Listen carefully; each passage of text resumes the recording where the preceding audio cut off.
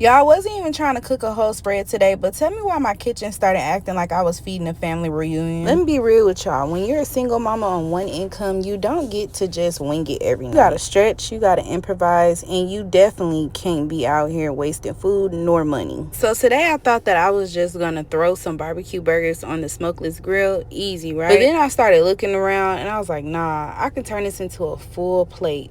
And this is where it gets funny, because I didn't realize I was basically cooking the same way my great-grandmother used to cook, just faster and just with what you already had. No waste, no fuss, just making it stretch and just making it good. My family, they weren't the type to that just throw food away, and if there was meat left over, baby, that turned into something else the next day. And I used to think that it was just old school, but now I get it. Cooking started off as a chore for me. My mama made sure I knew how to cook by the age of 8 years old. Full course meals, like something I had to do. But now it's how I slow down and it's how I tell my story. But what surprised me the most is how cooking from scratch started feeling fun as I got older. Like, I'm not just throwing food together, I'm building something my baby's gonna remember. And I think about my great-grandmother Sylvia a lot in moments like this, especially when I'm cooking. She didn't have all the fancy stuff that we got now, but she knew how to feed people. She knew how to make a table feel like love. And I'm just trying to carry that same thing forward, just in my own little way. Because tell me why the simplest meals be the ones that hit the most and remind me of my childhood. Y'all ever notice that? So yeah, today I ended up making barbecue burgers, grilled chicken, baked beans straight out the can, because I didn't have time to let the eggs soak and I didn't feel like prepping everything for the eggs. So baby, we using some bush beans, deviled eggs, and potato salad from scratch. But really, I wasn't just cooking dinner, I was continuing something. Do you cook like that too? Like you're carrying something from your family without even realizing it? Or what's one thing that your grandmother or your mama always made that you still do the same way to this day? Like, y'all be in the kitchen and you suddenly hear their voice in your head like, girl, don't waste that, or baby, that's enough seasoning right there. And I know I'm not the only one. Some of y'all still cook greens the way your grandmother taught y'all, or y'all still eyeball everything instead of measuring, because that's how she did it. Or you at that one dish that just don't taste right unless you make it the exact same way that she showed you. And I love hearing stuff like that, because that's how we keep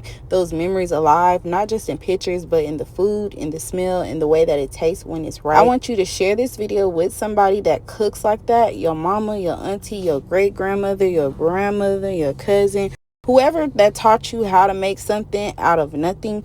And listen, if you want more recipes like this, real food, real simple stuff that you can actually make without stressing, I put them all in my 4th generation of my family cookbook. Trust me, you gonna want it. Just comment the word recipe and I'll link to you so you can purchase it, because I don't gatekeep real good food over here. And if you're one of those people that learned how to cook from somebody special, please tell me their name in the comments, because I feel like we don't give them enough credits or give them their flowers. I really want to know who taught you how to feed people, taught you how to love people through food.